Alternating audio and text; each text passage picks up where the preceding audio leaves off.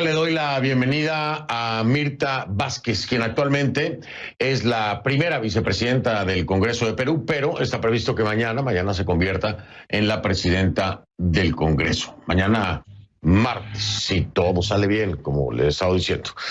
¿Cómo está, legisladora? Buenas noches. Muy buenas noches. Muchas gracias por la entrevista.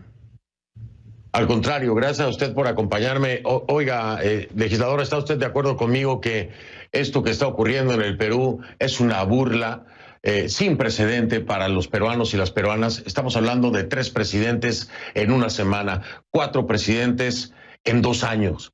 ¿Qué decirle? ¿Qué decirle a los peruanos y a las peruanas?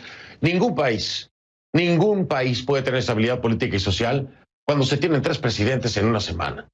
¿Qué le dice usted a los peruanos y a las peruanas? Porque yo creo que aquí no hay palabras para excusarse como poderes, no solamente el Ejecutivo, ustedes también como legislativos, porque todo esto se ha provocado desde los 2 frentes. Los afectados resultan los peruanos y las peruanas de a pie. ¿Qué les dicen ustedes? Sí, efectivamente creo que lo que usted está planteando es un tema de fondo. ¿Cómo es posible que en un país puedan existir en los últimos años tanto cambio de la figura presidencial? ¿Cómo es posible que tengamos un Congreso disuelto y ahora un Congreso transitorio? Y además que estemos generando desde estos poderes una serie de crisis que llevan al país al límite.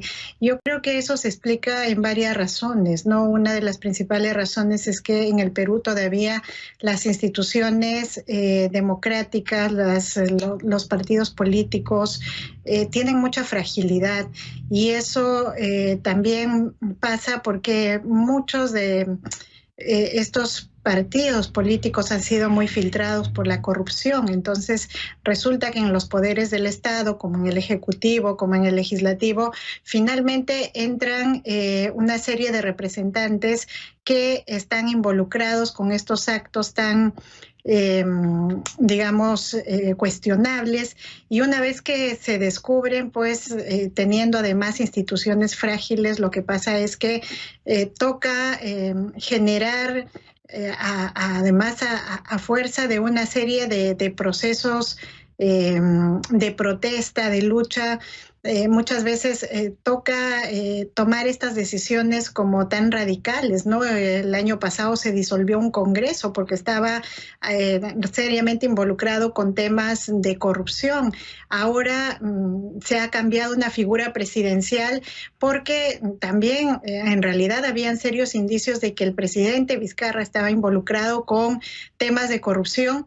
Y eso fue aprovechado por fuerzas políticas que tenían intereses subalternos para provocar una vacancia, dado que también, digamos, constitucionalmente tenemos algunos mecanismos que no están claros dentro de nuestra propia norma legal y que justamente son aprovechados para que sean utilizados de manera arbitraria. Y ahí legisladora, y ahí quería llegar, quería que fuera usted la que me diera el punto de partida, ¿no?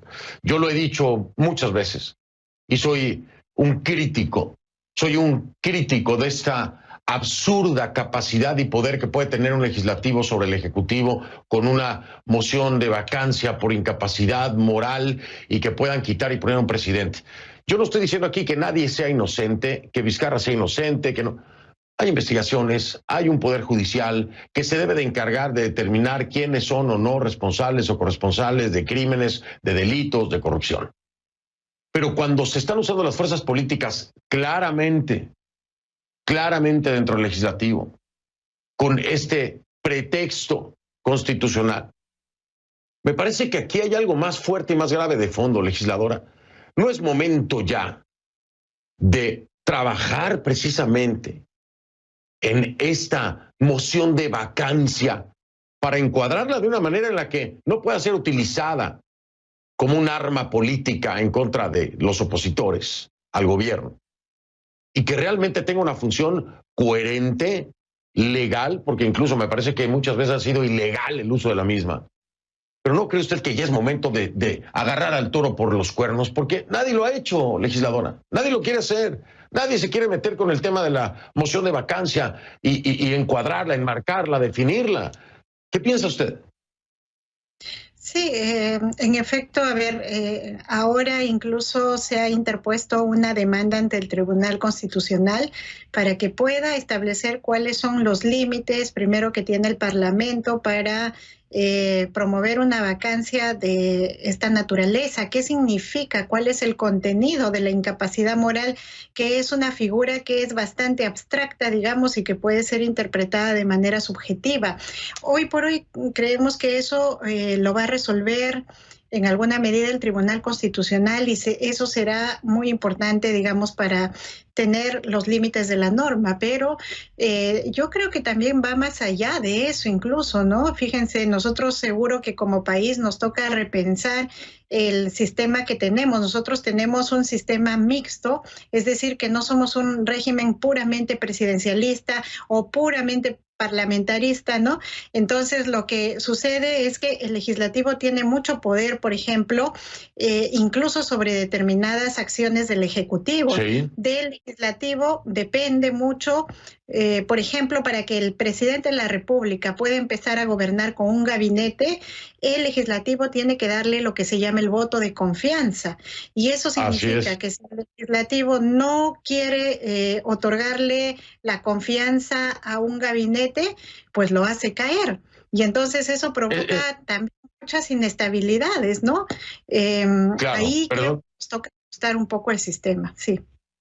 Sí, perdón que la interrumpa, no es por otra cosa, sino porque tengo que ir a una pausa comercial. Está muy interesante la plática y le digo algo, legisladora. Gracias porque desde ese frente, desde el legislativo, estoy escuchando algo de coherencia y a una persona que ve las cosas como son y que entiende, aún desde esa posición, ¿no? Desde la posición de legisladora, entiende que hay cosas en las que no deberían estarse metiendo porque lo único que están haciendo es usarlo como una herramienta y un arma política. Me agrada saber que hay cabezas pensantes y coherentes. Se lo digo a usted, con todo respeto para los demás, me imagino que habrá otros, ¿no? Pero hay unos que de plano no. Hago una pausa, regreso y sigo hablando con usted precisamente acerca de este tema. Ya veo.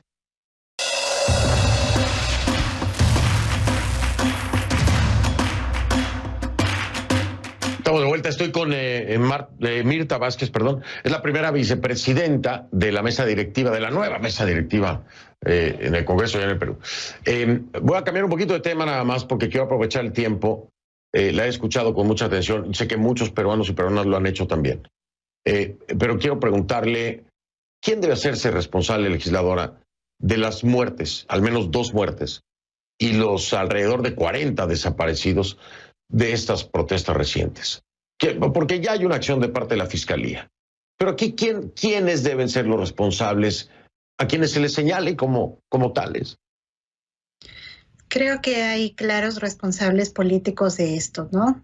Hay una persona que asumió la presidencia de la República en contra de la voluntad popular, de una manera dudosa, legalmente hablando, que se empeñaron en estar en el poder, y eso provocó pues la reacción popular, que es absolutamente comprensible, legítima, pero no solamente eso, es que mientras estuvieron ejerciendo, digamos, el poder más importante, la presidencia, junto a los ministros, ¿no? Han provocado realmente una represión absolutamente desmedida, no vista hace muchísimos años en nuestro país. Han dispuesto que las fuerzas del orden actúen con la utilización de armas, y creo que de una manera absolutamente desproporcionada. Tenemos mucha documentación al respecto. Hay 2 jóvenes, lamentablemente, que perdieron la vida. y hay heridos de consideración. Hoy estuvimos visitando como primer acto, digamos, que nos parecía reivindicatorio a los jóvenes que están heridos en los hospitales. Hay uno que no va a volver a caminar y realmente duele, ¿no? Y que creo que eso de ninguna manera puede quedar impune, de ninguna manera. Y ahí los responsables políticos son quienes estuvieron y ordenaron esa represión, pero esa responsabilidad política además extendida a lo penal, porque esta gente, estos jóvenes no murieron, los mataron, y alguien tiene que responder por eso, ¿no? Lo dice bien, esas son las palabras, tal cual, así es, sin rodeos. Los mataron, no murieron, los mataron.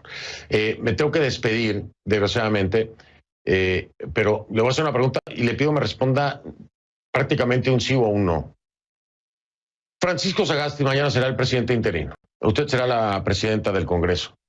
Si las cosas no salen bien con Sagasti, le tocaría a usted entonces estar en esa posición. ¿Tomaría el cargo o no? Si hay una absoluta necesidad por mi país, sí. Bien, esa era la respuesta, clara y concreta. Ha sido un placer, legisladora, gracias. Ojalá su voz se haga escuchar mucho más ampliamente con este tema para definir y reestructurar, no solamente el tribunal, tiene que haber un trabajo hacia el interior del Congreso para poder definir lo que hoy tiene de cabeza al país. Es una burla tener este escenario, 3 presidentes en una semana, por favor. Le agradezco mucho, legisladora. Mucha suerte, muchas gracias. Mañana ya presidenta del Congreso. Muy amable. Muchísimas gracias. Buenas noches.